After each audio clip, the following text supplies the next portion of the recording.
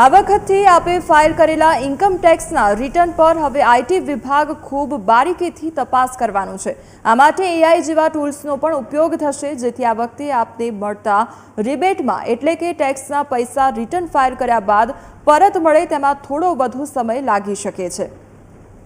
દર વખતે રિટર્ન ભર્યા બાદ ક્લેમ કરવામાં આવેલ ટેક્સમાંથી પરત મળતો ટેક્સ આ વખતે થોડો વધુ સમય લગાવશે, કારણ કે આ વખતે ઇન્કમટેક્સ વિભાગ વધુ કડકાઈથી તપાસ કરી રહ્યું છે।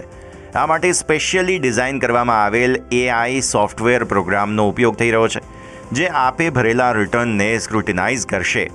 સૌથી પહેલાં આ પ્રોગ્રામ તમારા પેન કાર્ડ અને આધાર કાર્ડ સાથે જોડાયેલ દરેક વિગતોની તપાસ કરશે। આર્ટિફિશિયલ ઇન્ટેલિજન્સ આપના દરેક બેંક એકાઉન્ટની ચકાસણી કરશે, જેમાં ફિક્સ્ડ ડિપોઝિટ, દર 3 મહિને મળતું વ્યાજ, શેરનું dividend, share transaction, mutual fund અને શેરના લોંગ અને શોર્ટ ટર્મ કેપિટલ ગેઇનની ગણતરી થશે। આ વિગતો ઇન્કમટેક્સ રિટર્નમાં તમે બતાવી છે કે નહીં તેની પણ ચકાસણી કરવામાં આવશે। જો કોઈ બેંક એકાઉન્ટ આપે ડિક્લેર નથી કર્યું અથવા જોઈન્ટ હોલ્ડિંગ છે તો પણ તેની ચકાસણી થશે। આ સિવાય પોસ્ટ બેંકના એકાઉન્ટની તપાસ તથા કોઓપરેટિવ બેંકના એકાઉન્ટની પણ તપાસ કરવામાં આવશે। સ્થાનિક સંસ્થાઓમાંથી કોઈ લોન, પોસ્ટ ઓફિસમાં ફિક્સ્ડ ડિપોઝિટ કે પછી તેમાંથી મળતું વ્યાજ, પોસ્ટ ઓફિસની આરડી, સિનિયર સિટીઝન સેવિંગ સ્કીમમાં કરેલું રોકાણ અને તેનાથી મળતું વ્યાજ વગેરેની આ આર્ટિફિશિયલ ઇન્ટેલિજન્સ સોફ્ટવેર તપાસ કરશે।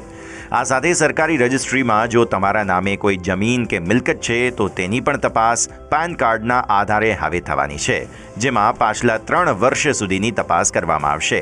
આ બધું થઈ ગયા બાદ તમારા ડેબિટ અને credit card, passport, visa, tour વગેરેની ડિટેલ, નવા વાહનોના ખરીદી કે વેચાણની વિગતો, આ બધાની વિગતો પર એઆઈ નજર રાખશે। ત્યાં સુધી કે સોશિયલ મીડિયા પર તમે તમારા ટૂરના ફોટો કે વિડીયો પબ્લિશ કર્યા હશે તો તેમાંથી પણ તપાસ થઈ શકશે। આ ડેટા કલેક્ટ કર્યા બાદ તમે ફાઇલ કરેલા ઇન્કમટેક્સ રિટર્નથી આ એઆઈ કમ્પાઇલ કરેલા ડેટાની સરખામણી કરશે। જો કોઈ તફાવત હશે તો તેની પણ તપાસ કરવામાં આવશે। જો કોઈ તફાવત હશે તો એઆઈ ઓટોમેટિક ગણતરી કરીને તમારા સુધી ટેક્સની ડિમાન્ડ પણ મોકલી આપશે। આ સોફ્ટવેરની ચકાસણી સફળતાપૂર્વક થઈ ચૂકી છે। હવે આ નાણાકીય વર્ષથી તેને લાગુ કરી દેવામાં આવ્યું છે, જે પ્રથમ વખત લાગુ થવા જઈ રહ્યું છે।